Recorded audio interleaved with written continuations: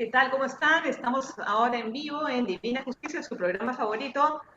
Conmigo, Rocío Cano Burinori, también estamos con Jorge Aranzén Prato y tenemos ahora, bueno, como siempre, invitados de lujo. Tenemos a candidatos al Congreso y también tenemos analistas que nos están acompañando desde Ginebra, que es Michelle Celi, y desde Milán, Italia, que es Cristian Guillén.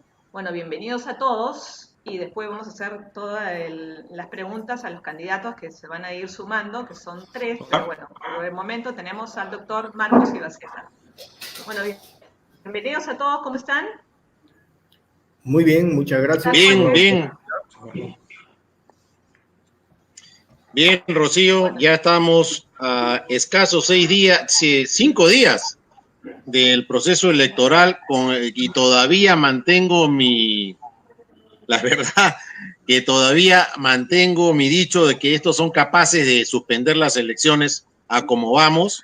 Es galopante el contagio que se viene dando. Yo creo que se están jugando un ausentismo fuerte.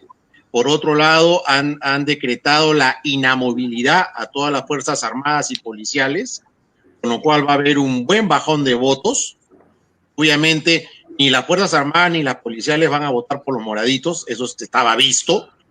Entonces, están ahí restando votos muy importantes.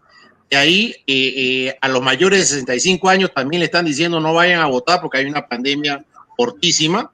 Hay otro bolsón importante que adrede están concientizando que no vayan a votar, con lo cual nos queda realmente, para mí, un riesgo muy grande de que estas elecciones van manejadas y como comentábamos antes de iniciar con el doctor Ibaceta, el tema de la composición del Jurado Nacional de Elecciones es totalmente vizcarrista, como ya lo bautizaron ahora los lagartos, donde para mí personalmente, y esto quiero que sea materia de análisis con estos dos analistas que tenemos de lujo, el doctor Ibaceta, que ha sido vocal de la Corte Superior de Justicia, presidente de la Corte Superior de Justicia de Lima, y también ha sido decano del Colegio de Abogados de Lima. Quien va a decidir la elección para mí no es el pueblo, es este bendito señor que maneja el Jurado Nacional de Elecciones. Habiendo una dispersión tan grande de candidatos, la diferencia va a ser mínima. Y con todas las impugnaciones, observaciones, apelaciones y demás, ¿en quién va a resultar la decisión de quién tiene la razón y quién pasa o no? Es el presidente del Jurado Nacional de Elecciones. Abro la discusión, Rocío, con todo respeto. No sé, ¿tú qué opinas? Ok, mira, sí, la verdad que casualmente por eso es que tenemos el panel que tenemos hoy, porque es una discusión bastante importante. Sin embargo, yo sí creo que van a haber elecciones, que va a haber ausentismo, sí, de hecho, pero que van a haber elecciones, sí, que van a ser trasteadas, vulneradas, no lo sé, esperemos que no, ¿no? Pero bueno, vamos a presentar a los candidatos, mejor dicho, a las personas que tenemos ahora ya en el set, bueno, el set virtual. Vamos a empezar primero con el doctor Marcos Ibaceta Marino, abogado, expresidente de la Sala Penal Antiterrorista, candidato al Congreso de la República por Partidos Podemos, Perú, con el número 17. Bienvenido, doctor Marcos Ibaceta. Un placer tenerlo acá en Divina Justicia. Sí, el gusto es mío. Estoy a su disposición. Muchas gracias. También vamos a presentar a Cristian Williams Guillén Pariona, docente, analista comercial y emprendedor a políticas geoestratégicas y socioeconómicas. Bienvenido, Cristian. No sé qué hora es en Italia, pero sé que es de madrugada, así que... Sí, exactamente. Son como a la 1. Sí. Bueno, pero... Te agradezco por estar acá. No, por supuesto, encantado. Placer es mío agradecerles primero por la oportunidad a Jorge, a Rocío y la presencia de los panelistas para poder discutir sobre este tema de coyuntura política, ¿no? Y un poco del tema comercial o geoestrategias económicas que puedan dar. Perfecto, muchísimas gracias. Y también al doctor Michel Aurelien Celi Vegas, abogado en Europa, Suiza, Francia y España, que en este momento también está en Ginebra, así que también está de madrugada y también está haciendo un esfuerzo para estar en nuestro programa. Ya es caserito, Michel. Y bueno, Sí, te buenas agradecemos noches. que estés acá. Michelle, ¿cómo Buen- estás? Buenas noches a todos, esperando que las elecciones se pasen bien. Y estamos aquí para analizar los últimos eventos una semana antes. Exactamente. Bueno, empecemos con la pregunta que bueno, ya viene hace más de un mes que Jorge está diciendo que no van a haber elecciones el 11 de abril. ¿Se suspenden, no se suspenden? ¿Qué piensan ustedes? Yo pienso que sí va a haber, porque ya hubieran dicho que no, ¿no? Yo creo que sí va a haber. Pero a ver, ¿qué cosas nos cuentas? A ver, empecemos por, no sé, el que quiera hablar primero. A ver si me permiten. Sí, cómo no. Yo creo que en el escenario actual parecería que va a haber, pero con el paro de transportistas de hoy, que no sabemos hasta cuándo va, y si hay otros gremios que se suman a las movilizaciones y deciden paralizar, yo creo que la situación va a cambiar. El escenario cambia y el Ejecutivo va a tomar decisiones, aunque esa no es su opción, porque la opción del Ejecutivo o del poder que está enquistado en el Estado trae una estrategia desde antes. Qué buena esa del Club de los Lagartos, ¿no? Porque Vizcarra nos vendió una idea de reforma del Estado, pero que solamente tenía como contenido el alimento que le ponía la propaganda de todos los medios de comunicación, en la gran mayoría de medios de comunicación, y recién entendíamos lo que significa la propaganda al estilo Goebbels. O sea, cuando todos apuntan en una misma dirección van cambiando la psicología colectiva. ¿Y de qué nos convenció Vizcarra? De que el Congreso opositor no servía para nada y utilizó algo que lo constitucionalizó un tribunal constitucional pro Vizcarra, el de la denegación de confianza de facto. Pero ese Congreso cometió un error, porque cuando aparece el tema de los cuellos blancos, ahora sabemos que las fiscales se reunían con Vizcarra, las que investigaban el tema cuello blancos. Ajá. Y también Vizcarra se reunía con el policía que filtró las conversaciones, las interceptaciones. Ahora bien, eso sirvió para lanzarse a la yugular del Ministerio Público, descabezar a los fiscales que podían ser un obstáculo, un estorbo, y dejar a los amiguísimos, para después tener un representante del Jurado Nacional de Elecciones, pues incondicional. Ahora, el error, digo, está en que se destituye a los miembros del Consejo Nacional de la Magistratura, pero se encarga a la fiscal de la Nación, al presidente del Poder Judicial, al defensor del pueblo y a otros 2 funcionarios, de quienes se decía que sus instituciones estaban colapsadas por su culpa, para que designen a los integrantes de ahora la Junta Nacional de Justicia. ¿Qué hizo la Junta Nacional de Justicia? Destituyó a los fiscales que estorbaban, hackeó a la Corte Suprema, y el representante de la Corte Suprema en el Jurado Nacional de Elecciones tiene antecedentes que permiten desconfiar de él, porque ha estado, proviene de Arequipa, es amiguísimo del exgobernador de Moquegua, pero hay un elemento. Un año antes se judicializa el tema de las elecciones en el Colegio de Abogados de Lima, que tenía que nombrar al otro representante del Jurado Nacional de Elecciones para que sean impares, para que sean 5.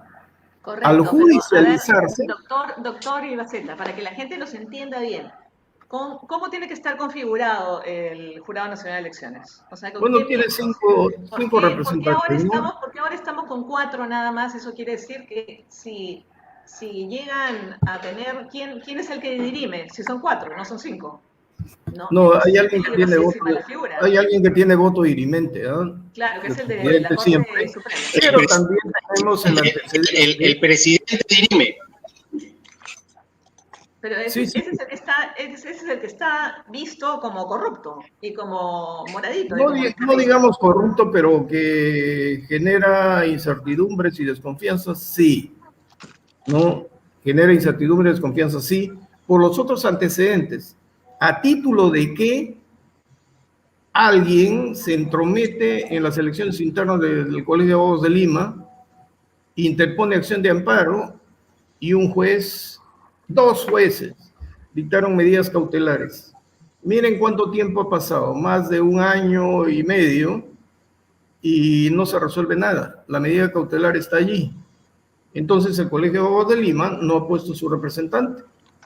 Y como son 4, entonces alguien tiene más poder que otro. Claro, alguien tiene que dirimir. Ajá. Desde entonces, y esto me lleva a otro tema, de controles. A Vizcarra se le han descubierto un mundo de cosas, porque ahora resulta que él también está comprometido en el tema de los cuellos blancos por sus relaciones con este señor de ISA Motors. Y las reuniones y las conversaciones que él negaba.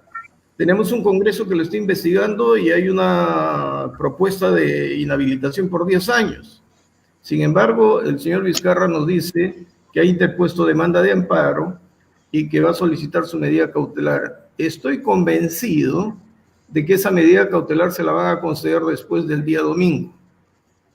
Y esa medida cautelar va a paralizar la investigación y los actos del Congreso por secula seculorum, y él va a poder estar tranquilo en su escaño si es que llega al Congreso. Entonces, todo nos está mostrando que en realidad hemos sido objeto de una tomadura de pelo con la propaganda que se desató, con la pandemia que nos metió en nuestras casas, con el miedo que nos desataron, y ellos han hecho lo que han querido con las instituciones. Y entonces, ¿quiénes tienen el control institucional en el país en este momento? Los que están en el poder, a los que llamamos caviares, ¿no? Pero que protegen a los Vizcarra, que protegen a los Humala, que protegen a los Heredia, que se protegen entre ellos porque hasta ahorita hay tanta corrupción y nadie está preso. Por lo tanto, dejar el poder en estas circunstancias, no, yo creo que no van a dejar el poder, simplemente que ya lo tienen controlado todo. Y cualquier cosa que se le vaya a las manos, judicializan, y con una medida cautelar se aquietó todo. Entonces yo sí tengo... Bueno, doctor, pero lo que está diciendo es corrupción, porque el que utiliza los mecanismos de derecho, es decir, las medidas cautelares, los mecanismos legales para hacer algo tramposo, eso es corrupto. Pero claro que es corrupción, pero se disfraza, pues, con el principio de autonomía institucional e independencia funcional. No sé qué nos van a decir, los jueces son independientes y nosotros respetamos la independencia judicial y la autonomía funcional o institucional. Doctor Ibaceta, pero claro ejemplo de ello tenemos que en realidad quien dio el golpe no fue el señor Merino, fue el señor, la población realmente analfabeta jurídica, que no entiende de leyes, que no ha leído jamás la Constitución, que hablan de cambio constitucional y nueva Constitución y no tienen idea que es una Constitución. Redondeo, quien dio el golpe fue Sagasti, no Merino. Y es lo más increíble. Y da el golpe justamente porque han perdido, como usted menciona, doctor Ibaceta, el manejo. Se quedaban sin manejo, se quedaban sin prensa, se quedaban sin radio, sin televisión, nada. Y eso es lo que necesitan para confundir y seguir embruteciendo lamentablemente al querido pueblo que es analfabeto, en su gran mayoría, disculpen. No hay intelecto, es lo malo. A ver. Y hasta ahora el pueblo cree que el golpe lo dio Merino. Yo no creo que la población analfabeta haya reaccionado por analfabetismo, porque los que han reaccionado no fueron los analfabetos, fueron los cultos, los bien preparados. Por eso pues, digo, el analfabeto funcional que no tiene... No, estoy hablando de gente. Me rectifico y comparto su... No lo he escuchado. El audio. No, sigue usted, doctor, sigue usted. No, yo decía... No escuchaba la pregunta. Yo decía... Que sigue el doctor Ibaceta desarrollando su idea. Yo decía que no fue el pueblo analfabeto quien se movió en las calles. Fueron los cultos, los bien educados, los que tienen dinero, los que han ido a las mejores universidades. Pero nos disfrazaron el golpe, pues. Lo de Merino sí era golpe, pero lo de Sagasti no era golpe. Y si Sagasti en una relación de causalidad proviene de un congreso golpista, él tendría que ser golpista. Entonces nos han vendido ahora la idea que ha quedado impregnada en la gente, que no quiere reconocer su error de que el congreso ese ha sido golpista, pero que Sagasti es un presidente demócrata. Oye, no responde a una lógica mínima de alguien que pertenece al sector AB del país. La gente del pueblo acá no ha tenido nada que ver, pero la propaganda estupidiza.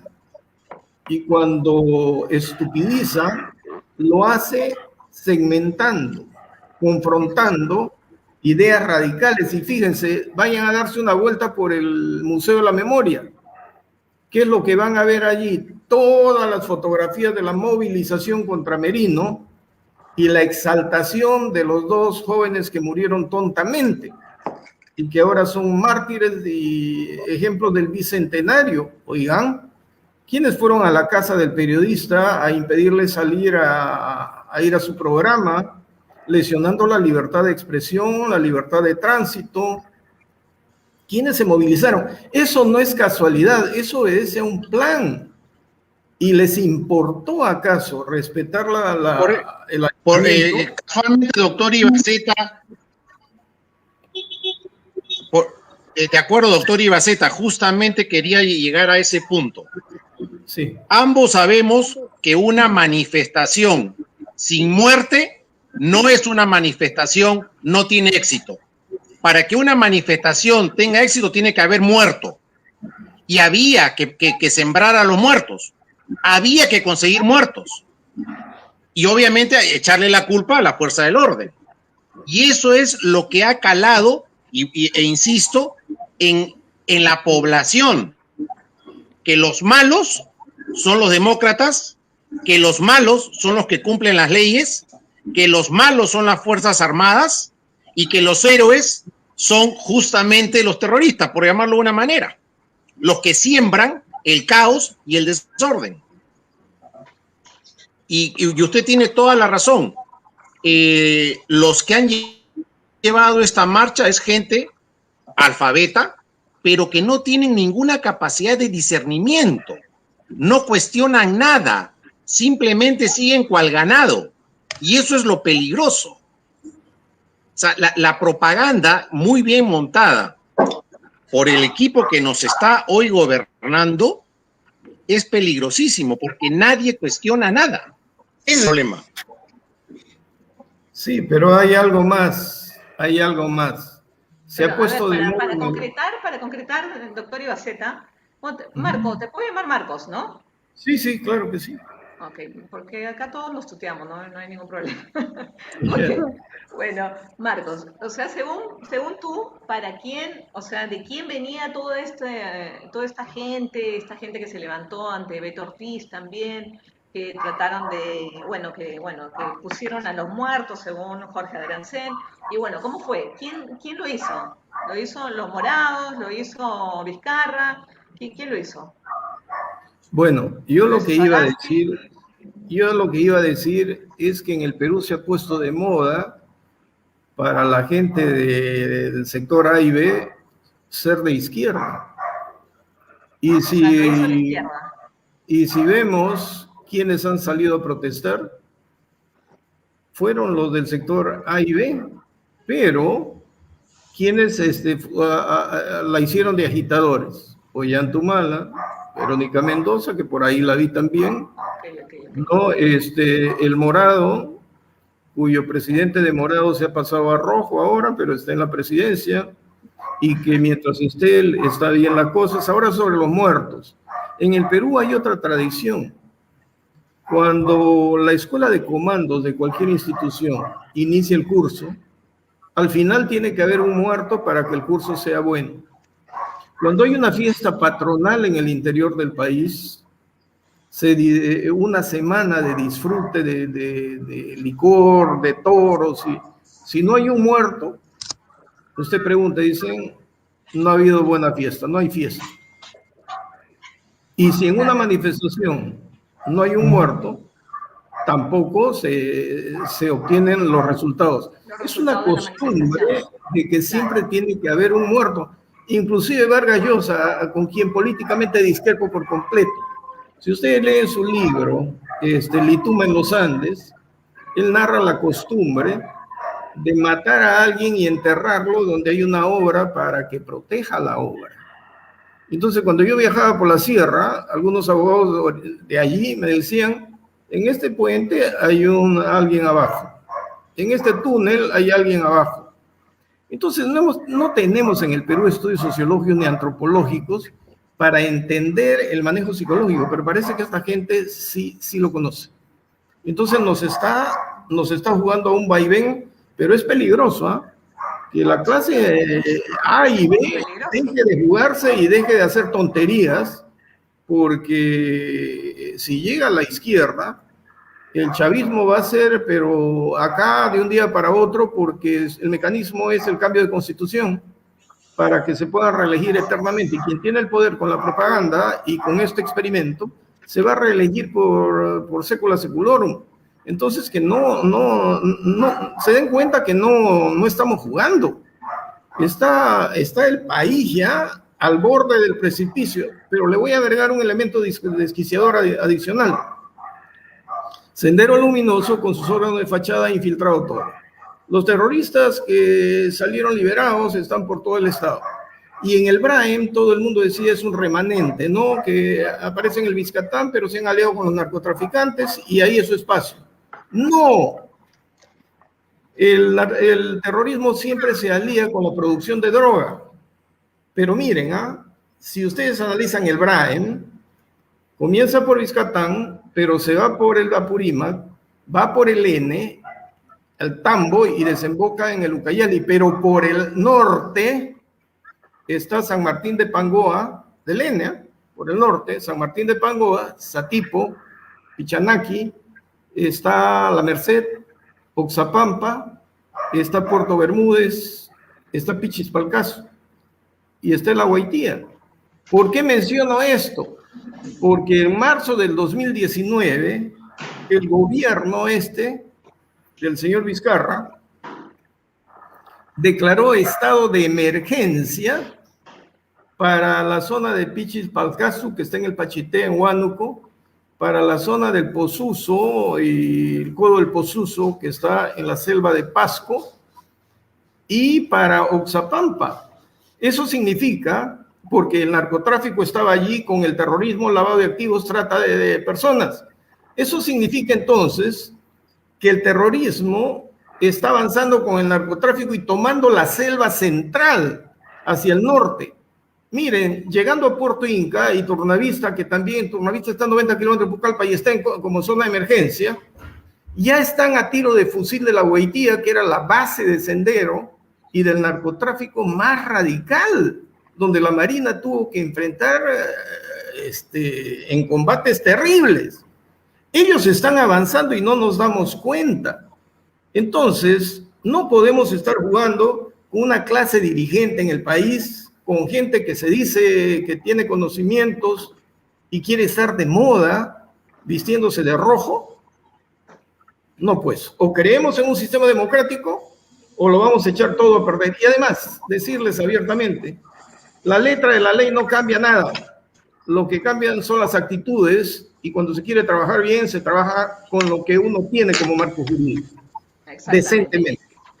Y con las acciones y las personas, no con los grupos. Bueno, En fin, muchas gracias, Marcos. Vamos a presentar a Christopher Raúl Martín Medina Vázquez, que se ha entrado un poquito tarde, que él también es candidato, licenciado en Ciencias de la Comunicación, candidato a la región Callao por el Partido Renacimiento Unido Nacional, con el número 1, con Runa, ¿no? Por la región del Callao. Bienvenido, Christopher, ¿cómo estás? Buenas noches, doctora Rocío Cano. Me da gusto de poder saludarlo a todos los abogados que sé que están en su semana de celebración virtual por el Día del Abogado. Un fuerte abrazo a todos ustedes que están presentes. Les saluda a Christopher Medina, candidato para el Congreso por el Callao por el número 1 del Partido Renacimiento Unido Nacional, liderado por nuestro presidente fundador, el doctor Ciro Gálvez, un quechua hablante, notario huancabilicano que está trabajando en todo el Perú. Y este es un partido de pro familia, pro vida, pro valores, que le representa. Discúlpeme una cosita, discúlpeme porque para estar más Sí. haciendo la... ¿Por qué no hizo traducción? Yo tengo entendido de que nosotros tenemos 2 idiomas, o sea, podemos hablar español e inglés. ¿Por qué perdón, español y quechua? ¿Por qué ¿por qué en el debate habló en quechua? Y es más, dijo que insultó en quechua, pero nadie lo entendió. Entonces, bueno, la gente, obviamente, los moderadores no pudieron decirle, oye, no, mientras que a los otros se le decían, no pierdan, no, guarden la compostura, ¿no? ¿Qué pasó con Ciro? O sea, no entiendo, ¿por qué? O si no, si quería hablar en quechua, perfecto, pero que hubiera puesto un traductor, ¿no? Bueno, quiero explicarle que, sí, claro, bueno, primero que el doctor Ciro recién está en recuperación del COVID, que ha caído en mal, por eso tuvo que hacer su tercera visita a varios lugares, pero el debate tercero estuvo por Zoom, igual ha querido compartir con su plan de gobierno la educación, la salud y el trabajo para todo el Perú.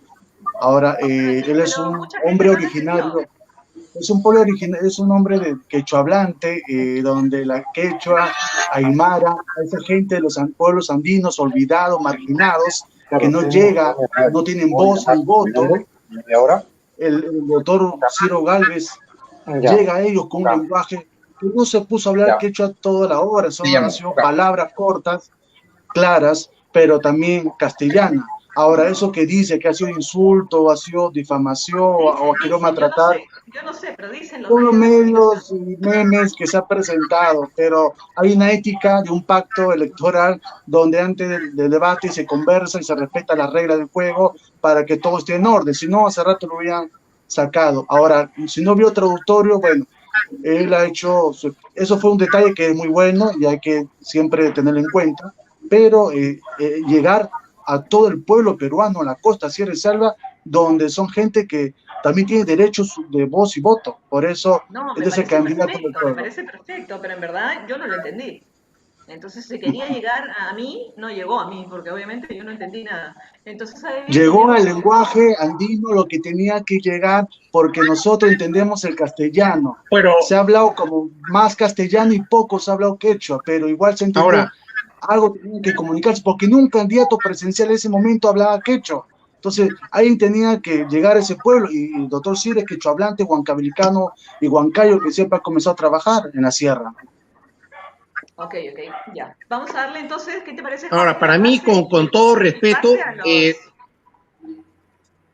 sí, estoy de acuerdo, pero solamente para redondear, para mí, con todo respeto, de debate no tuvo nada, porque nadie pudo confrontar y solamente fue un mero circo, tuvieron insultos, pero no hubo nada de esencia. Y justamente diciendo esto, exactamente que Cristian y Michael nos puedan contar desde la óptica en que está cada uno, qué es lo que ellos perciben desde el extranjero y la comunidad peruana en la que... Adelante, señores. Exactamente. A ver, Michelle, cuéntanos, sí. ¿cómo ves tú todo esto? Yo sé que sigues paso a paso, igual que Cristian, paso a paso estas elecciones, ¿no? Ustedes también van a votar en sus respectivos sitios, pero ¿cómo has visto el debate? ¿Cómo ves todo esto? ¿Van a haber elecciones, ausentismo? Lo que ha dicho Marcos, súper importante, del terrorismo. Si nos vamos a la izquierda va a volver el terrorismo, porque más o menos nos ha querido decir eso. ¿Qué piensan? A ver, empezamos por... Mira, en principio lo que acaba de expresarse por los candidatos muestra ya la diversidad de opinión en el Perú. Estamos de acuerdo en que el pasado del Perú está tildado por el terrorismo. Estamos de acuerdo que ese terrorismo siempre ha estado ligado a grupos incontrolables en la parte de la zona, donde lamentablemente la única manera de controlar es militarmente. Ese es el primer punto. Segundo punto, respecto al futuro, que me parece que es el tema de hoy día, si hay elecciones o no. Yo diría que elecciones van a haber. Yo diría que los componentes que van a tomar las decisiones este domingo 11 probablemente no podrán dar la claridad de tener un representante en lo que entendemos en la forma democrática, es decir, las diferencias serán mínimas. La abstención será probablemente entre el 20 y 30%. Ahora, ¿cuáles son los motivos de la abstención? Muchos. En primer lugar, el traslado de las personas a los centros de votación. Parto del hecho que hay personas que son responsables, que quieren evitar el contagio de la pandemia en el país en que se encuentren. De tal manera que este factor que no existía antes en las elecciones hay que tener en cuenta.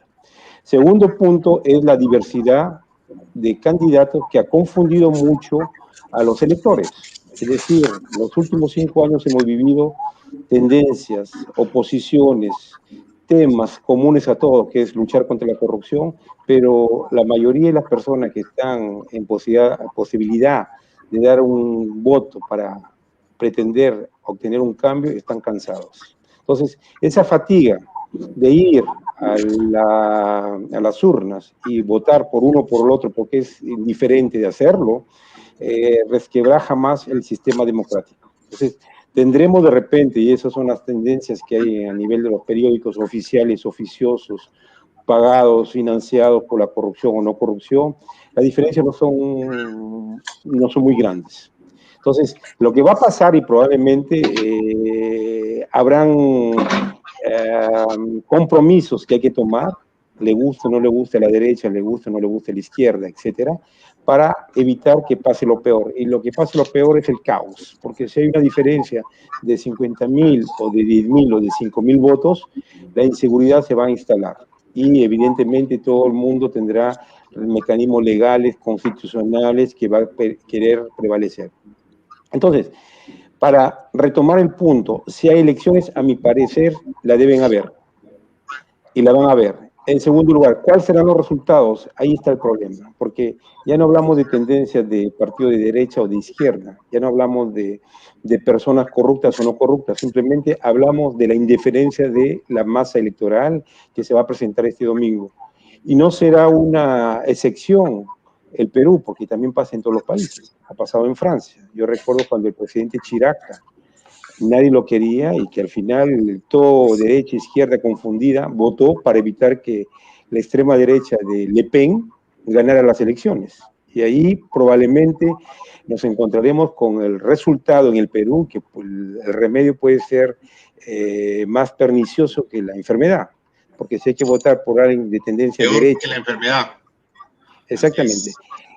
Si vamos a tener que votar por alguien extremo, que hoy día está relativamente escondido, es decir, la parte de la izquierda, que está ligada a tendencias chavistas en el continente latinoamericano. Y si escuchamos hoy día, hemos visto en los periódicos, por ejemplo, en Europa, y de repente ustedes también lo han escuchado, es que Putin en Rusia ya se declaró presidente hasta el año 34.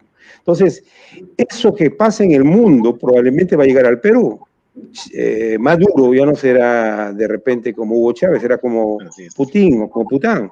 Y en el Perú, en la zona andina, habrán líderes que van a proclamarse de la misma manera porque hay ejemplos. Ahora, ¿eso qué es lo que esconde? Esconde que detrás de esa realidad formal, oficial, democrática y con instituciones que defendemos mucho, hay una realidad que prácticamente todo el mundo lo olvida, que es el problema sanitario.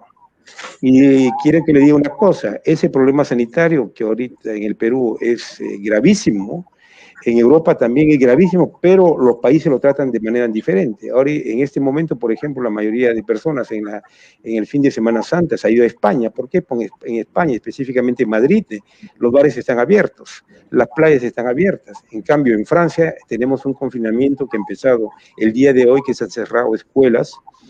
Igual ha pasado en Alemania. Entonces ya vemos que en países donde las estructuras están sólidas, que es prácticamente países europeos, ya ese tipo de comportamiento diferente, sin entrar a analizar el comportamiento individual de las personas que son de manera irresponsable, y lo encontramos en todos los países. Aquí estamos viviendo una lucha todos contra todos, sálvese el que pueda, y aparece la estructura formal de ese cambio teórico que hay que hacerse con elecciones, y probablemente el periodo después del 11 de abril será un periodo inestable, no porque las autoridades no tengan planes, los tienen planes teóricamente, que son irrealizables, evidentemente. Será inmanejable probablemente la situación por el hecho de que todo el mundo tentará su última chance por vía judicial. Yo respeto muy bien la posición de los candidatos, yo respeto muy bien la situación de los partidos, pero estamos en una coyuntura en la cual todo el mundo ve los intereses personales, y por eso, y esa es una de las preguntas que yo quisiera hacer a los dos intervinientes en este momento, como candidatos, los dos reflejan lo que es el cambio de la estructura política en el Perú. Es decir, por lo poco que he leído, han cambiado de organización política para presentarse en una u otra elección. Yo quisiera preguntarle a los dos candidatos exactamente qué es lo que les ha llevado a cambiar de agrupación política y qué es lo que ellos experimentan como cambio al pasar de una organización a la otra. Ahí por el momento me detengo. Gracias. A ver. Cristian, ¿tú qué opinas al respecto, estimado Cristian Guillén? Antes de que conteste la pregunta, ¿me escuchas? Sí. Antes de que conteste la correcto. pregunta, sí, Cristian, sí, me gustaría saber tu opinión sobre, bueno, todo la introducción que hemos dado, que fue en la mitad del pero bueno, sí, claro. Sí, Cristian. Bueno, empezando por el caso de las elecciones, prácticamente vieron estrategias, ¿no? Estrategias de cada partido, y dentro de ello se incluyó, puede decir, el escenario en quechua, ¿no? La diversidad de culturas que tenemos en nuestro país, rica, pero yo creo que esas medidas debieron prevenirse y debió tomarlas los medios de prensa, o en este caso el Jurado Nacional de Elecciones. Sí, exacto, debió tener ahí. No esperarnos, exacto, porque somos justamente, hay mucho que corregir, evidentemente, en los debates previos, y se debe evaluar al candidato de acuerdo a su origen, a su cultura, a su región. Entonces, el señor Ciro Gálvez estuvo participando en el debate, bueno, se debió venir los hechos y no esperar el resultado, porque eso puede ser ventajoso futuro a otros partidos, justamente porque la mayoría entiende el castellano, no el quechua. Con eso no estoy marginando ni dejando de lado el quechua, que en sí debe incluirse dentro del Ministerio de Educación, dentro de la malla curricular. Exacto, claro. Y no esperar estos resultados, ¿no? En cuanto a las medidas que están tomando, debemos ser positivos, que creo yo que en estas instancias ya un presidente en etapa de transición, con sus críticas, sus debilidades, decir que debemos creer en lo que Sagasti nos promete, en que va a terminar la etapa de transición o va a generarse un golpe de Estado, yo creo que no nos llevará a ningún camino constructivo en ese aspecto, sino un conflicto de ideologías, y por consiguiente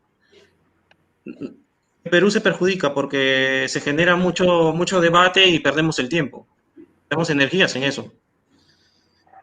Sí, ahora, en cuanto a las medidas sanitarias, lo veo muy complicado del aspecto científico, porque yo en la especialidad enfocado, ligado a la bioinformática, al análisis,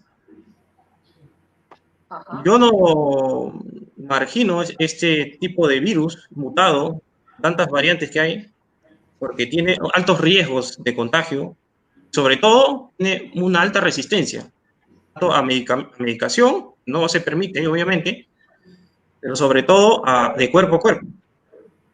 Entonces, si en un estado no está a la altura a nivel científico, tenemos a un MINSA o un Ministerio de Salud debilitado ante cualquier amenaza, si no hay una medición, ¿cómo podemos controlar el virus? No hay pruebas moleculares, mucho peor. Entonces, tomar medidas y exponer a los militares al contagio también es un riesgo. Parte de incidentes, tras incidentes, y ya ha pasado un año, y la pregunta es, ¿qué mejoras se han hecho en un año? Sigue siendo lo mismo, sigue siendo más caótico, un cáncer. Entonces, para revertir esto, necesitan profesionales. Se tienen que traer profesionales del extranjero para colaborar, pero no con un poder que siempre piense en el yo, en el yo, en el yo, sino en cómo vamos a hacer algo planificado, bien ordenado, que integren todos los partidos políticos, todas las empresas, los sectores privados, de las MIPES, porque son el impulso económico. Entonces, ¿cómo vamos a hacer algo planificado bien?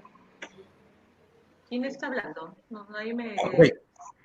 Entonces, si no hay una buena planificación y una buena medida a corto plazo, esto se va a desencadenar en errores tras errores. Va a ser muy catastrófico, como estamos ahora. Lo dice alguien que desde el origen, porque no lo dice por hablar, lo dice por estudios, porque se prepara cada día y también está buscando una candidata vacuna.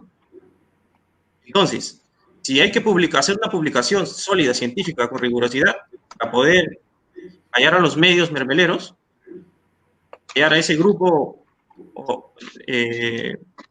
intenta intervenir sin una base, sin un conocimiento sólido, pues entonces no generan más discusiones. Ahora, a no perder el tiempo y dar el pase a mis colaboradores, yo pienso en que tengo la sensación de que no va a haber un golpismo, no va a haber, que creo que de aquí, desde mis compatriotas que están aquí en Milán, están muy preocupados, están muy, sobre todo cansados de esta política, viene desde mucho tiempo.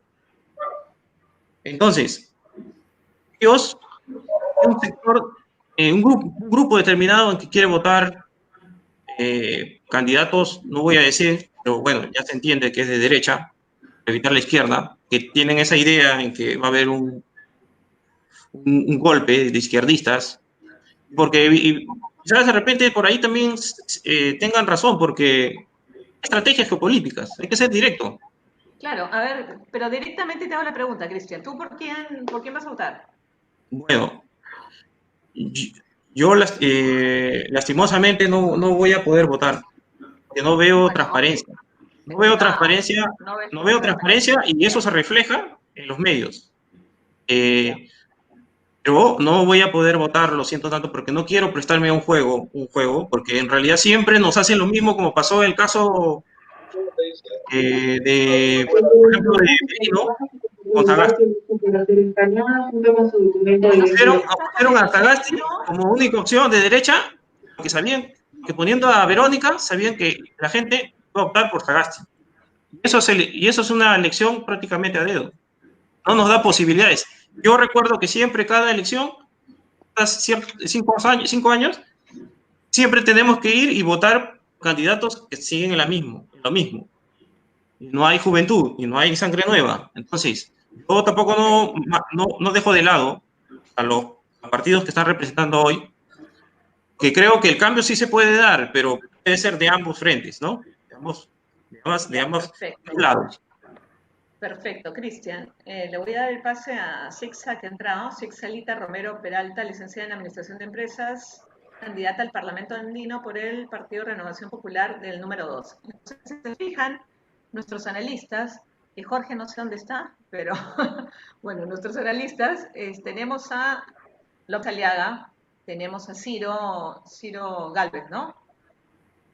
¿Sí? Y tenemos a Urresti. Entonces, bueno, que pueden ser futuros presidentes del Perú. ¿Qué opinas, Michelle, con respecto a esto? ¿O qué pregunta le harías ya a los tres de una vez? Porque creo que Sixa tiene otro compromiso, así que solamente para que entre un ratito. Y de ahí lo hago entrar a Jorge, porque creo que es por el tema de que somos muchos en el programa, entonces no me están dejando.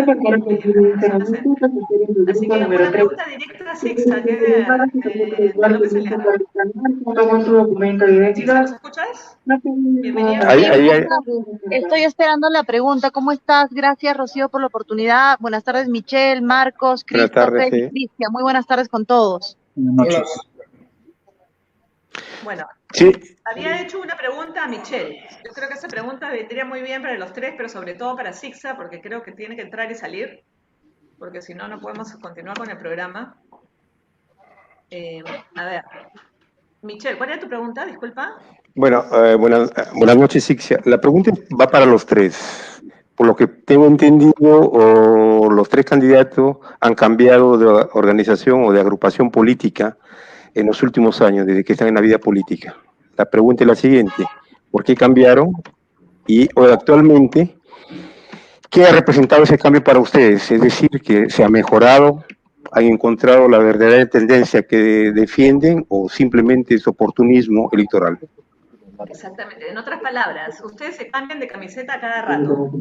¿Por qué se cambian de camiseta? Vamos, así, bueno, en mi caso, tú sabes que yo soy directa.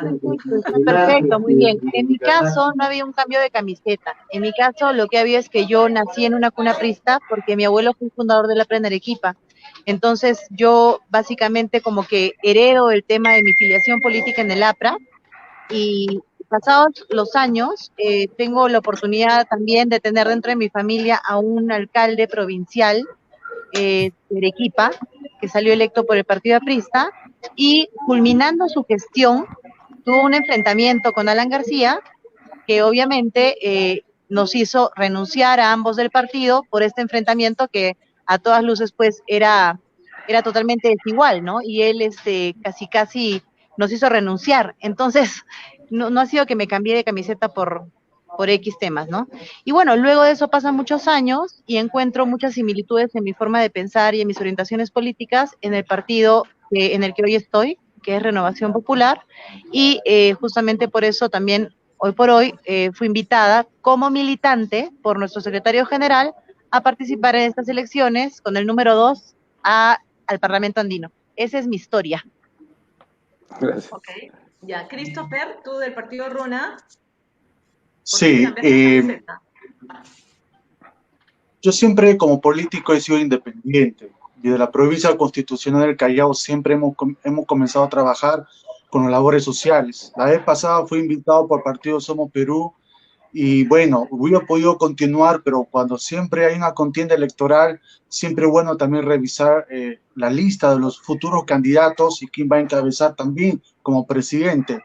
Y hay momentos que no me ha agradado mucho los personajes de varios lugares que han estado presentes, actualmente están postulando, y por eso ahora vemos la realidad cómo se refleja. Por eso cuando recibí la invitación del Partido Renacimiento Unido Nacional Runa, coincidimos que somos pro familia, pro vida, pro valores. Es un partido que no tiene antecedentes, y comenzando con el candidato, no hay denuncia penal, policial ni judicial, mano limpia para gobernar. Entonces hemos coincidido a hacer un cambio total y sobre todo que da espacio a la juventud y que no estén cobrando los cupos para una postulación o guerreando por un cargo público. Eso no se ve.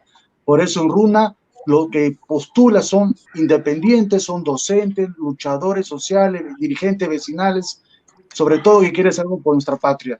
Entonces, estamos en el tiempo del bicentenario de la nueva generación. Yo siempre digo, como este pensamiento, el único que nos falta para que el mal siga avanzando es que nadie haga nada, nadie se manifieste. ¿Y hasta cuándo vamos a seguir en nuestra tribuna donde nos ubiquemos criticando, hablando, rajando? Entonces yo digo, hay que dar la iniciativa y postular, pues. Sí se puede. No es necesario tener plata. Acá hay que tener convicción y hacer algo, contribuir por la sociedad. Entonces, algo tenemos que hacer porque hemos visto en los medios cómo está contaminada la situación. Entonces, si alguien desea hacer un cambio por una nación, yo les invito, postulen como sangre nueva y participen en un partido nacional para llegar al Congreso. Así haremos el cambio y no está esperanzado que venga el otro. Nada más, así vendrá la nueva generación. Gracias. Ok, Christopher, gracias. Doctor Ibaceta, Bueno, ¿por qué con Urresti? yo no he tenido un partido antes. No, por eso digo, ¿por qué con Urresti? Yo no he cambiado de camiseta. Simplemente que recibí una invitación de la candidata a la primera vicepresidenta, que es jueza. No está con licencia, pero es jueza y es congresista. Y ella me invitó porque ha sido testigo de lo que yo hice en reformas del sistema de justicia, que han quedado truncas. En la época en que yo era presidente, primero 5 años de magistrado contralor y las reformas allí, la modernización de la Corte de Lima, la modernización del sistema de justicia en el país, que se me encargó realizar, la presidencia de la Sala para casos de terrorismo y bandas, investigaciones sociojurídicas, y nunca me ha gustado la corrupción. Saben que yo detesto la corrupción. Por eso que cuando me invitó le dije que yo tengo 3 lemas: 0 corrupción, 0 blindaje y 100% institucionalidad, porque de lo que sufre el país es de falta de institucionalidad. Y todos quieren ser caudillos y quieren ser salvadores de los grandes problemas. Y ya estamos hartos del caudillismo desde la época republicana. El Perú tiene que actuar como país, como Estado, y sus instituciones tienen que hacerse respetar, pero darnos resultados funcionalmente aceptables. Por eso es que yo acepto la postulación. Digo, esta es una oportunidad donde no se puede ir a un congreso con Urresti por una simple razón. Esa es la pregunta. Porque es un tipo que tiene ideas claras, actúa, no es ladrón y asume sus responsabilidades. No se puede andar con tibiezas ahora teniendo, como he escuchado, un tema de pandemia, donde alguien quiso ser líder, organizó su comando, pero no supo ver el futuro, ni supo prevenir, y menos planificar, y estamos como estamos en una segunda ola.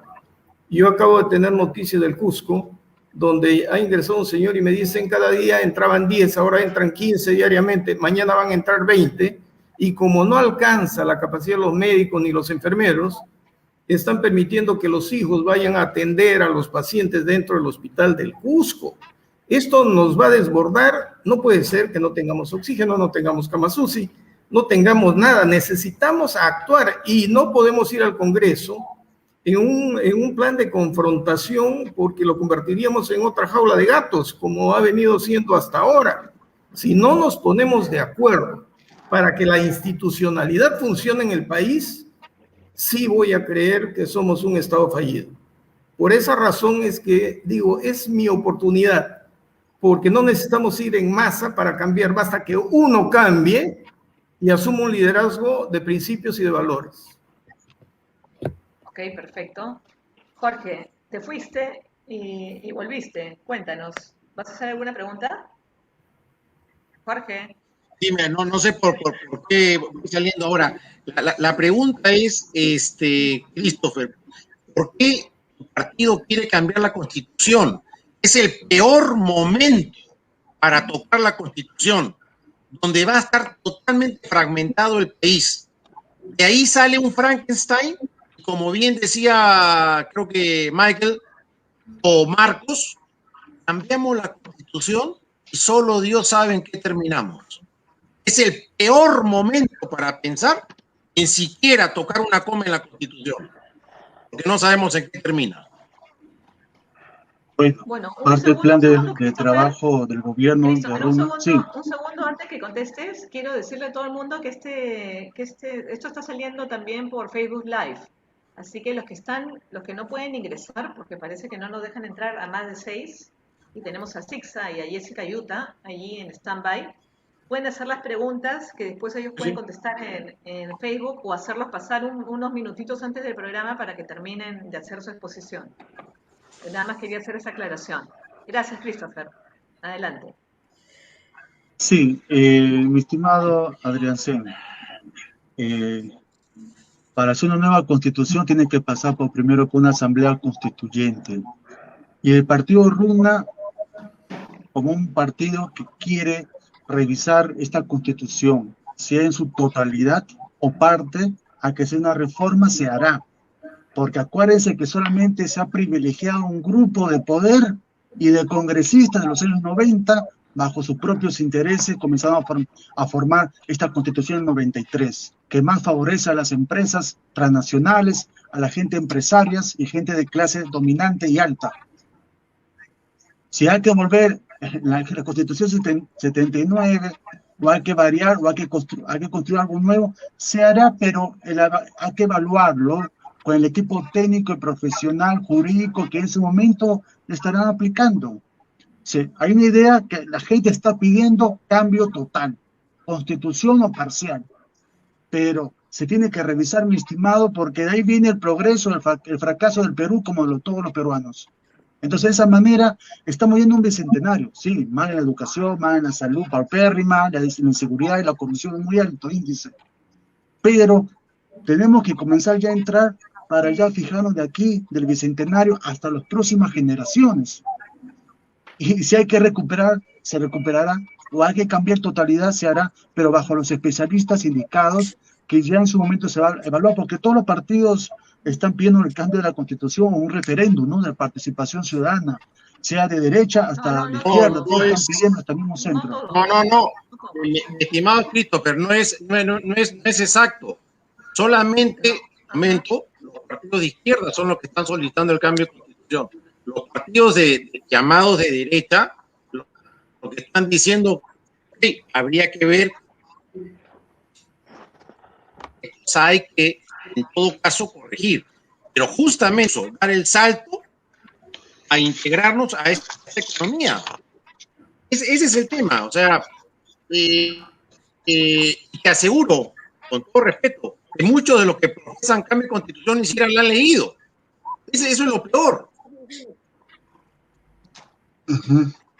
Bueno, pero como digo, son ya los especialistas, las personas técnicas que en ese momento jurídicamente va a comenzar a evaluar, hermano, y según la situación, nosotros dependemos del pueblo. Si el pueblo desea hacer un referendo o se haga cambios en el tema legislativo, se hará, se tendrá que aplicar, porque todo lo que tenemos acá actualmente, mira cómo está el sistema, y tenemos que comenzar a hacer una revolución republicana. Entonces, de esta manera, tenemos que ver la participación y los cambios que sean necesarios, pero todos lo están diciendo, en todos los candidatos, sean camuflados o sean de vientre de alquiler, siempre están mostrando la nueva constitución. Bueno, posiblemente tu parte vea que estamos en una crisis, pero ya se verá.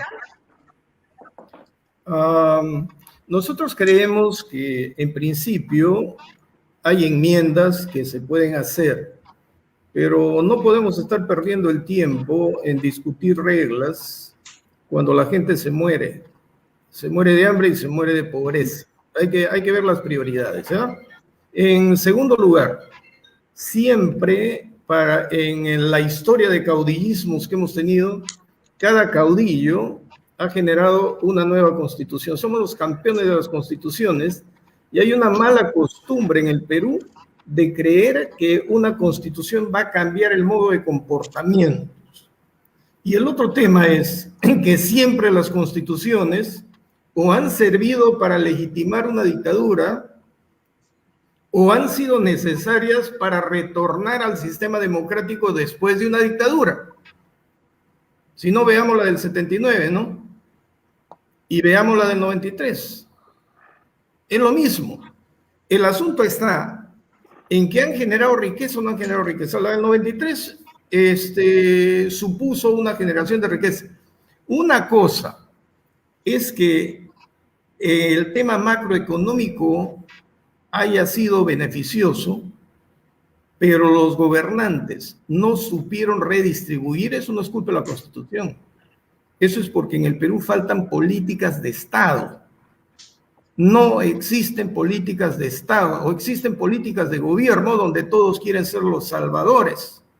El otro tema que yo escucho es que la Constitución del 93 es fujimorista y por lo tanto es la culpable de todos los males.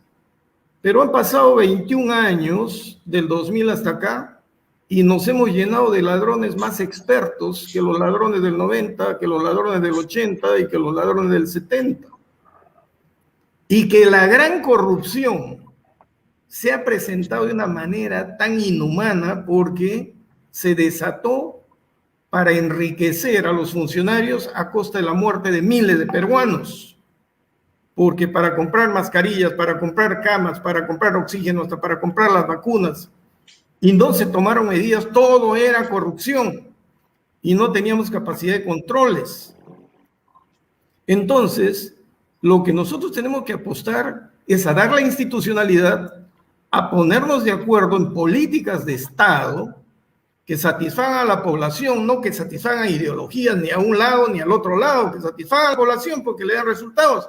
Hablamos de presupuesto por resultados y nadie tiene idea de qué cosa es presupuesto por resultados.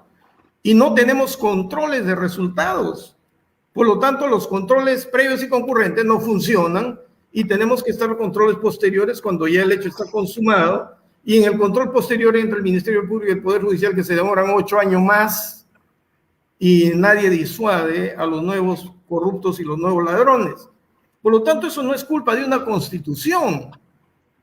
Algo está fallando en nuestra educación, en nuestra formación, en buenos ejemplos. No hay buenos ejemplos, pues. Bueno, no hay buena educación, definitivamente, ¿no? Tenemos una pésima educación. O sea, la educación no está llena de valores ni nada de lo que debería estarse, al contrario.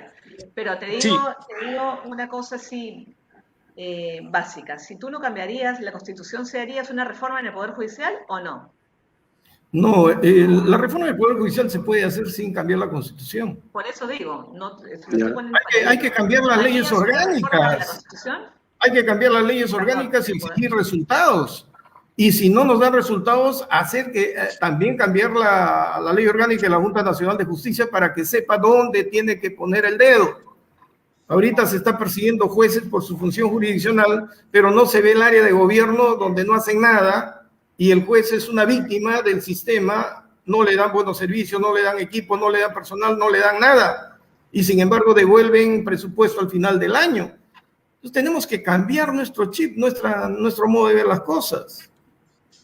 Rocío, si me permites. Sí, un segundo, solo que le voy a dar la palabra a Jessica Yuta, que nada más tiene que hacer una mención, una pregunta y sale, ¿no, Jessica? Porque está también con un montón de cosas, como todo el programa de hoy día que ha estado muy movido. Jessica, ¿me escuchas? ¿Sí? Ok. Bueno, es ingeniera. Sí, amiga, te escucho, estaba muteada. Ingeniera de ¿Cómo sistemas, estás, Rocío? docente universitaria, ¿Qué tal? Especialización en gestión, tecnología, información, transformación digital, etcétera. Bienvenida, Jessica. Ahora sí, solo un ratito, por favor. Así, lo más concisa que pueda ser. ¿Qué tal? Sí, gracias por la invitación. Más bien sé que acá hay algunas personas que estaban tratando de ver el destino de nuestro país. Ello me alegra mucho. Tal vez yo podría traer en mesa, porque he estado escuchando, ¿no?, la conversación y realmente es bueno mirar el vaso medio lleno, no medio vacío. Realmente siempre, en todo momento, van a haber cosas negativas si es que queremos ver lo negativo. Y si es que queremos ver lo positivo, hay que también sacarlo. Entonces, lo bueno sería un cambio de cultura. Ese cambio de cultura hay que hacerlo desde niños, porque si no, realmente no va a haber un cambio generacional y de buenas costumbres. Entonces, lo que tenemos que apostar es por la parte de educación, para que la cultura peruana sea mucho mejor. Ahora, con respecto a este cambio de cultura, también muchísimas veces es por la facilidad o a lo mejor el obstáculo que hay a lo mejor de acceso a las comunicaciones. En mi caso, bueno, como ingeniera que veo, ¿no?, de sistemas, que veo toda la parte de tecnología y mucho veo la parte de transformación digital. ahora está muy, ¿no? Viéndose ese tema de la transformación digital. Entonces, ¿cómo podemos hacer nosotros para poder hacer esa transformación digital, no solamente en el Estado peruano, que ahora incluso ha salido un plan nacional de transformación digital que estamos empezando por la parte del Estado, sino en general, en todo el Perú? Entonces, tal vez me gustaría, ¿no?, que se pudiera conversar sobre ese punto, ese tema, porque realmente ¿Cuál sería tu pregunta? ¿Cuál ayuda sería tu mucho pregunta a a los mejorar. candidatos? Sí, Rocío, te escucho. ¿Cuál sería la pregunta a los candidatos? Correcto. Entonces, eso es justamente tomando ese preámbulo de que la tecnología ayuda y que ahora estamos mucho en el entorno digital y que hay muchos puntos en el Perú que no hay, ¿no es cierto?, esa facilidad de acceso, además de que también en provincias sabemos que a veces se da la prioridad de la educación, no tanto a las mujeres, sino más a los hombres, porque dice, no hay un tema en el cual dicen la mujer, ¿no es cierto?, es muchas veces atendida por el hombre, entonces hay que apostar por la educación del hombre, pero no es así, o sea, debe haber un empoderamiento femenino ya, y debe ser algo como ya algo cimentado, no solamente como algo de cliché, que algunos lo toman, ¿no? Entonces me gustaría saber, es 2 puntos, ¿no? Con esta pregunta tocamos 2 puntos. Uno, con respecto al empoderamiento femenino, ¿qué es lo que tal vez la propuesta que ustedes tienen sobre ese punto para poder ayudar a atender a este sector todavía vulnerable? Porque no, estamos hablando de una población vulnerable, estamos hablando de mujeres, adultos mayores, niños, pero vamos a orientarlo en este caso a mujeres. Y el otro punto es, en general, ahora sí, ¿qué es lo que están contemplando ustedes para la parte de la transformación digital, para este cambio tecnológico o esta adaptación del Perú a este cambio tecnológico que ya estamos viviendo? Que tal vez antes no nos damos cuenta, pero con esto, lo del COVID, nos hemos dado cuenta sobre todo que en el Perú hace falta todavía apostar más por ello. Entonces, me gustaría saber las opiniones, ¿no?, de las personas que están acá dando sus propuestas y también de los analistas, ¿no?, que están invitados. Así que eso sería por mi parte. Muchas gracias, Rocío. Esa es mi pregunta ciudadana. Muchas gracias. Gracias, Jessica. Un besote y voy a hacer que ingresen candidatos. Muchísimas gracias, muy bien, amiga. Jessica. Hasta la próxima. Nos vemos. Chao, amiga. Chao, Adiós. Gracias. Gracias. Gracias. Bueno, vamos a hacer ingresar a... Bueno, puedes ir empezando, Marcos, que estás ya acá. Bueno, cómo no. Sobre la tecnología. Yo era juez contralor en el 90 y en esa época hablar de informática en el Poder Judicial era una utopía.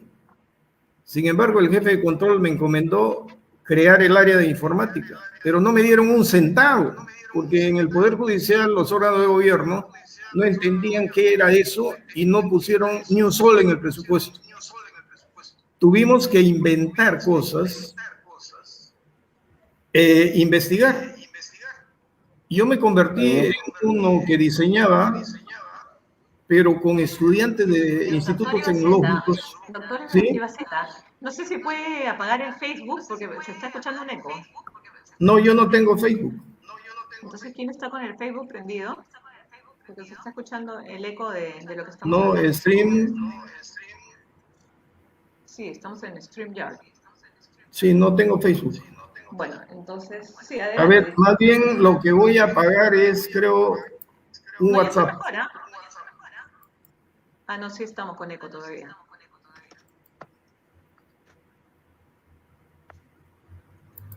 A ver, lo único que tenía era el WhatsApp. Ya está, perfecto. Ya, entonces, lo que yo les quería decir era que todo el mundo me decía iluso. Pero en el año 91 pudimos tener la primera red en la Oficina de Control de la Magistratura, pero no teníamos tecnología porque recién estábamos con la AT, que su capacidad máxima era 100 megabytes de disco. Pero lo hicimos, teniendo en cuenta que la columna vertebral del país es personal, ¿no? Y después hacer las carpetas. Muy bien.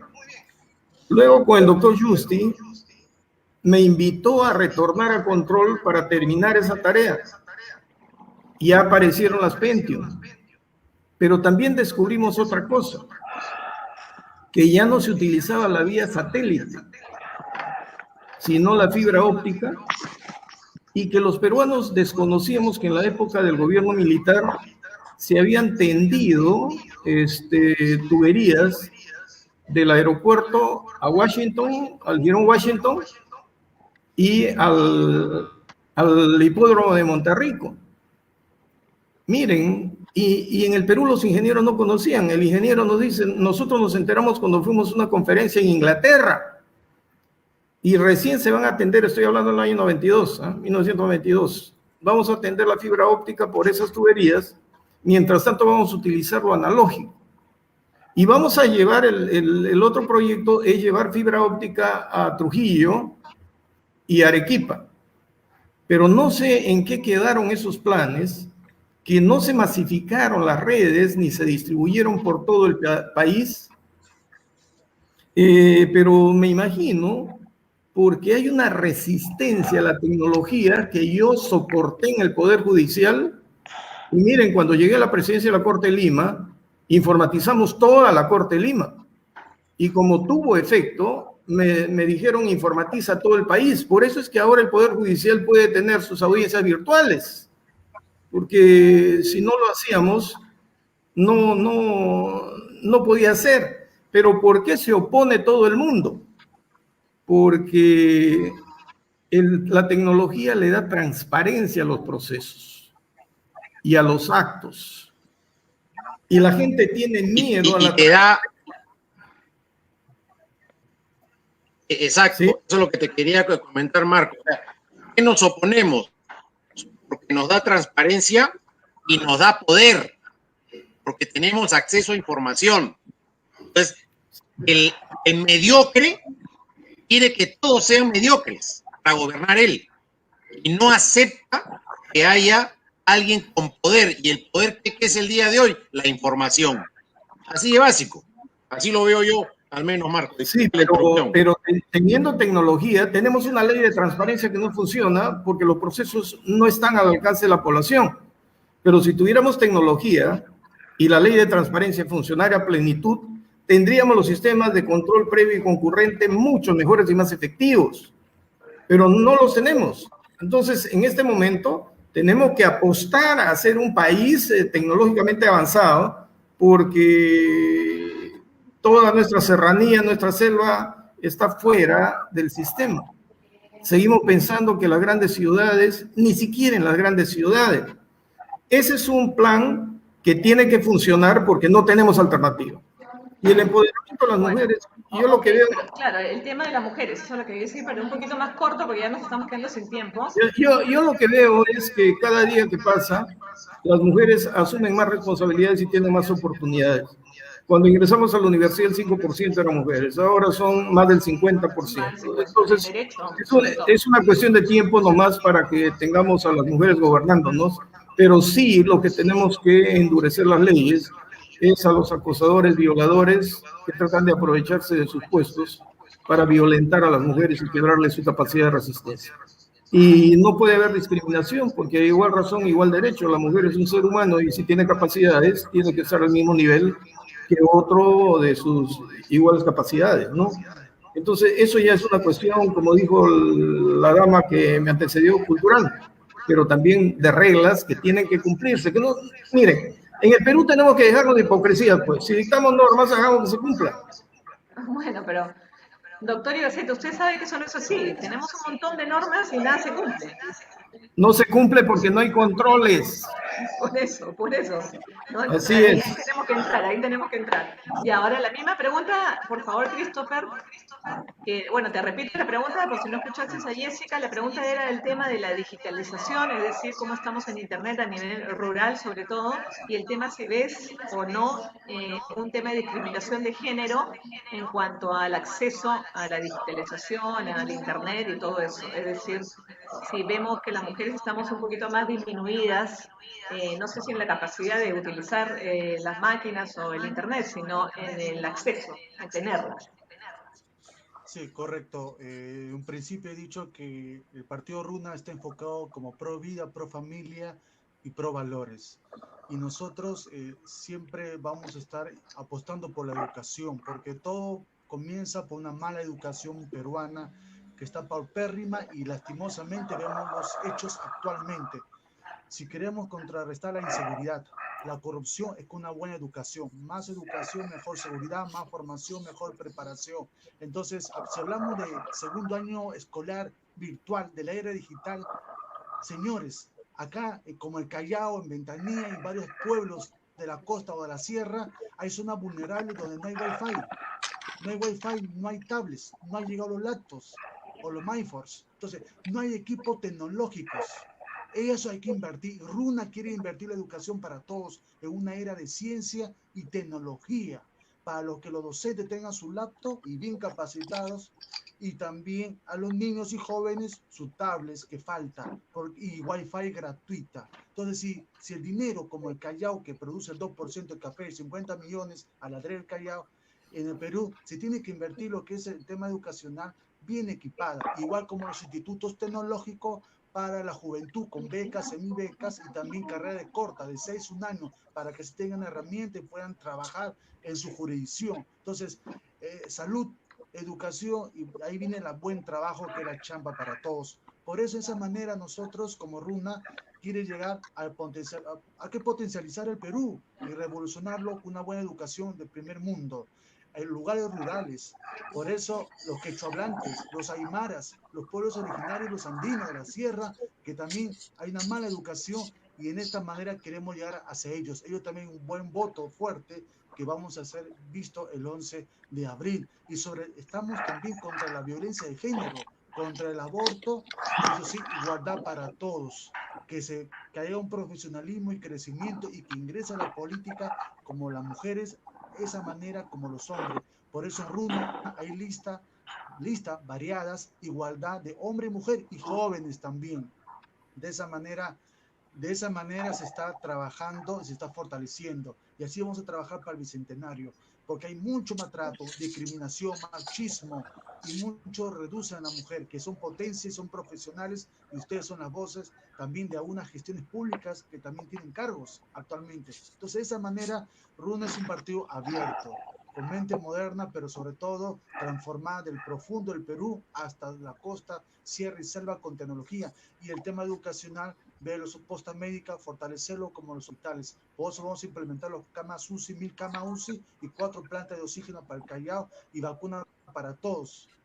Vacunas masivas por la vacuna peruana del doctor Fernando Manolo, que no ha llegado al tema presupuestal del Estado. Hay que inyectar plata, porque ahorita prioridad la economía, reactivarlo, y el tema de la salud, señores, es lo más fundamental. Que vamos a trabajar de diciembre hasta de julio a diciembre de este año. De ahí vendrá el progreso y las discusiones de plan de gobierno, que cada bancada lo hará en ese momento. Y para terminar, solamente decirle al señor Adriacén, al señor Willer, lo que nos acompaña en la sala, dejemos ya resentimiento político. Si hay experiencia y capacidad como profesionales, esto va a cambiar, y yo los invito nuevamente: postulemos al Congreso y postulemos todo lo que son las entidades públicas y privadas. Si las cabezas dan un buen ejemplo, que no tengan antecedentes los candidatos, y los partidos que postulan, las cabezas, quieren hacer un cambio, un total, postulemos, y así vendrá el cambio total. Pero eso, que dejemos de no votar, que no voy a votar el 11 de abril, o voto nulo, voto viciado, voto blanco, que eso favorece a otros grupos. Entonces, así no es la solución tampoco. Entonces, la juventud está postulando. Ustedes tienen que postular. Y si no se puede, tengo que postular. Pues así vendrá el cambio. Así como el CAL se tiene que empoderar con gente gremialista, la política tiene que empoderarse con gente luchadores, profesionales y sindicatos. Así haremos un Perú mejor bicentenario. Y basta ya de favorecer partidos o resentimientos partidarios, hermano. Acá el Perú es primero, como debe ser, ¿no? Ok, perfecto. Perfecto. Bueno, yo creo que, Jorge, ¿qué te parece si ya nos quedamos con los analistas y les decimos que den sus versiones finales a los candidatos? Empezamos con Marcos. Marcos, cuéntanos. Ya nos van a cortar el programa, nos hemos excedido demasiado. Sí, por eso digo, ¿por qué tendremos que votar por ti y después ya nos quedamos 2 minutos con los analistas y ya terminamos el programa? Bueno, simplemente decirles que voy por Podemos al Congreso por Lima con el número 17. Y lo que les ofrezco son los 3 puntos, para no hablar más de la cuenta, ¿no? 0 corrupción, 0 blindajes y 100% institucionalidad. En lo personal me conocen. No vengo de no hacer nada. He dirigido una institución y me he proyectado a nivel nacional y ahí están las obras que he dejado. Lamentablemente la han paralizado. Creo que se puede cambiar el país en poco tiempo, porque eso que hice, lo hice en 6 meses. Y en 6 meses más lo hubiéramos terminado y lo hubiéramos dejado perfectamente. Por eso les invito a este domingo, marquen la P y el 17. Muchísimas gracias, doctor Ibaceta. La verdad, la mejor de las suertes en estas elecciones del 11 de abril. Sí, gracias. Esperemos que sí. Solamente palabras finales, por favor. Para terminar, porque qué pena que no puse a hablar mucho en mi propuesta, pero solamente decirle al pueblo chalaco y a todo el Perú, si queremos hacer algo por nuestro Perú querido, voten sinceramente por personas honestas. Voten por personas que tengan experiencia y sobre todo amor por el Perú. Somos RUNA, sin antecedentes y denuncias. Erradicaremos la delincuencia con la corrupción, con educación, salud sanitaria para todos y trabajo para el tema del emprendimiento. Reactívate Callao para los emprendedores y comerciantes. Tenemos que comenzar a empoderarlos. No se equivoquen, señores. Depende de ustedes el triunfo o el fracaso del 28 de julio hacia adelante. Confíe con gente nueva y la juventud al poder. Y la persona que me conoce sabrá que no lo voy a defraudar. Y a ustedes que están en el staff, me están acompañando en esta sala, yo mismo lo voy a convocar y lo voy a invitar para que me puedan también apoyar con los proyectos de ley y el asesoramiento jurídico de las leyes. Y de su manera vamos a hacer todo juntos, la experiencia de la juventud. Tendremos un Callao y un Perú mejor que todos queremos. Causacho Perú, Causacho Callao. Viva el Callao y viva el Perú. Buenas noches. Gracias, doctora Rocío. Avancemos. Muchas gracias. La mejor de la suerte, Christopher. Y bueno, ya estamos en otra oportunidad. Muchas gracias.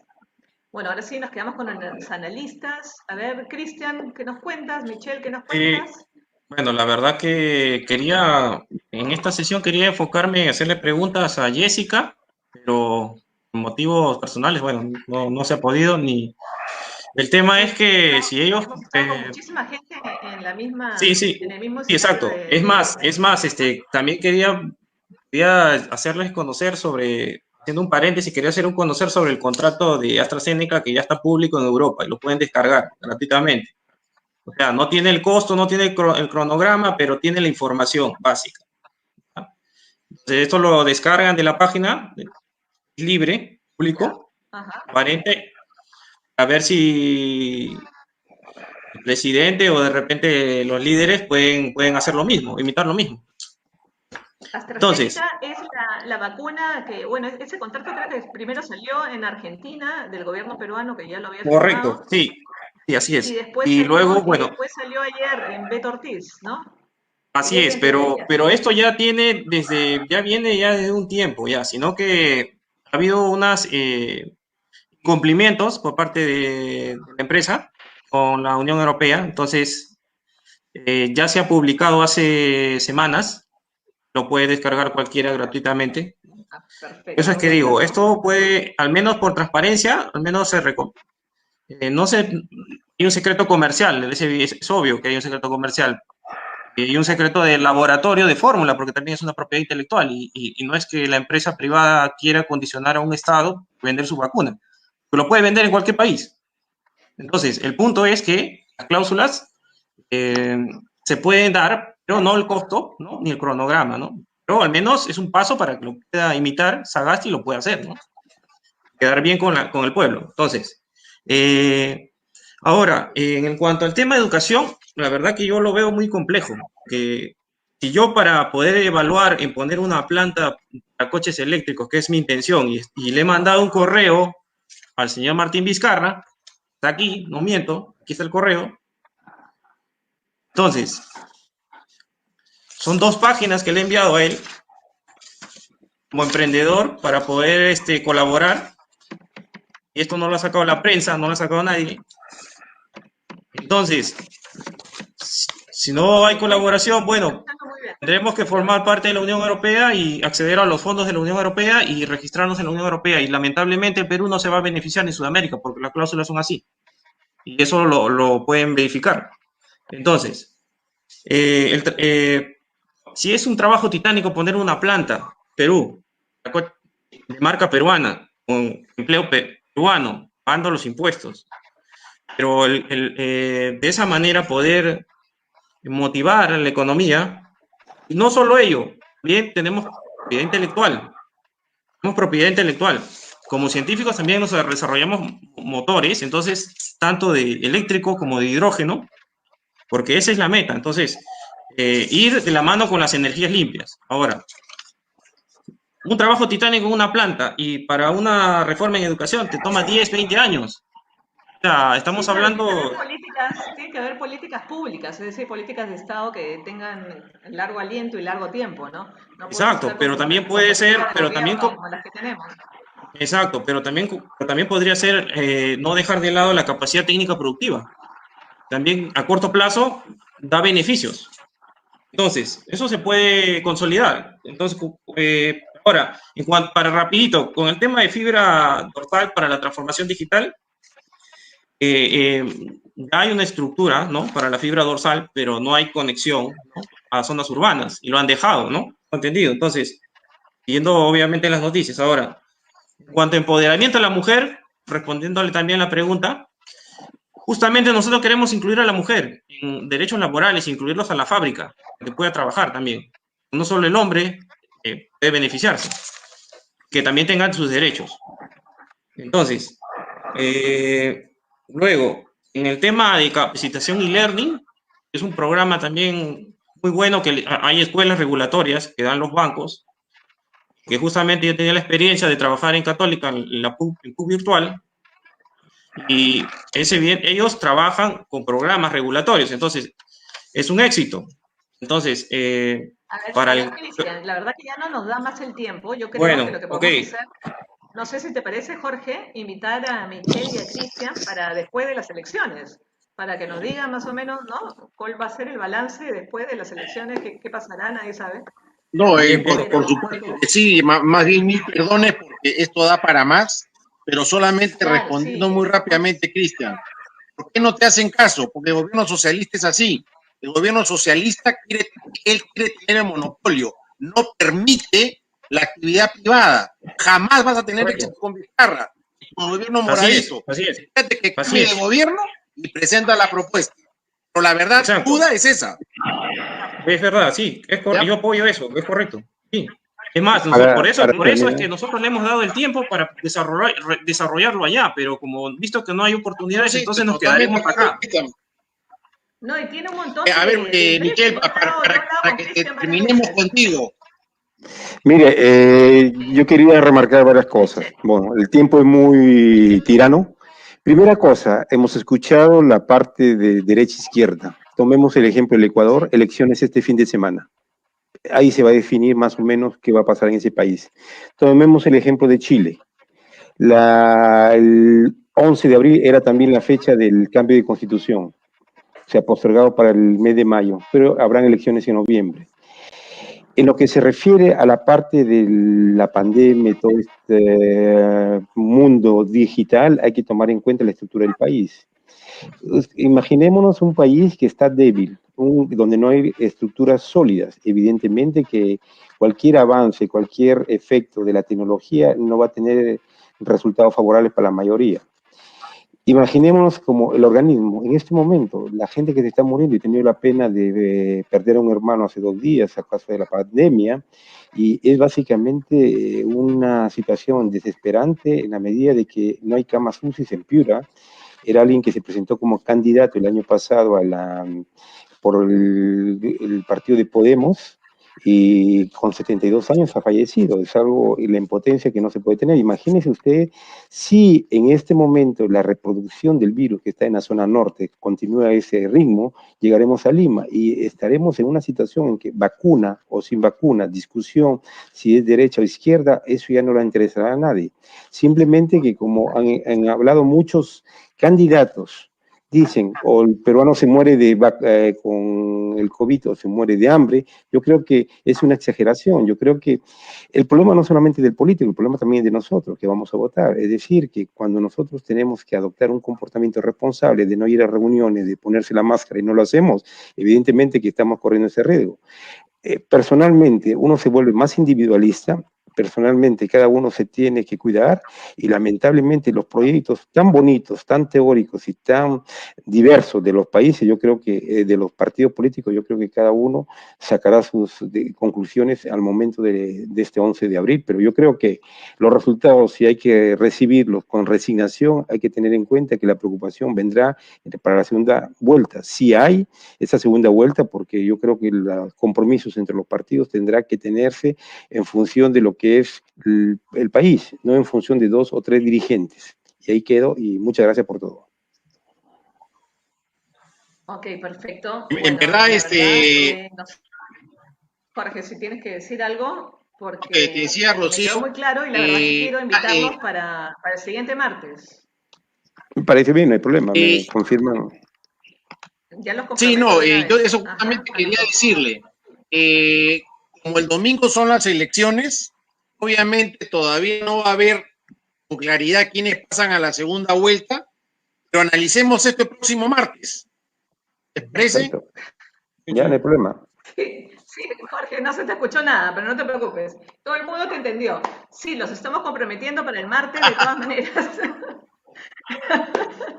Y bueno, les agradezco muchísimo. Yo sé que ustedes están de madrugada. Buenas noches, descansen. Y bueno, que Dios nos ayude este 11 de abril. Bueno, muchísimas gracias Jorge, Michelle, Cristian Ok, y a todos gracias, nos ustedes que vemos. hoy hemos tenido un súper programa. Les agradezco muchísimo a los candidatos que han venido y muchísimas gracias. Un besote grande y nos vemos el próximo martes en Divina Justicia, como todos los martes a las 6 p.m. con Rocío Cano Guarinani. Chau, besos y cuídense un Adiós. montón. Adiós. Chao, gracias. Chao. Gracias. Gracias.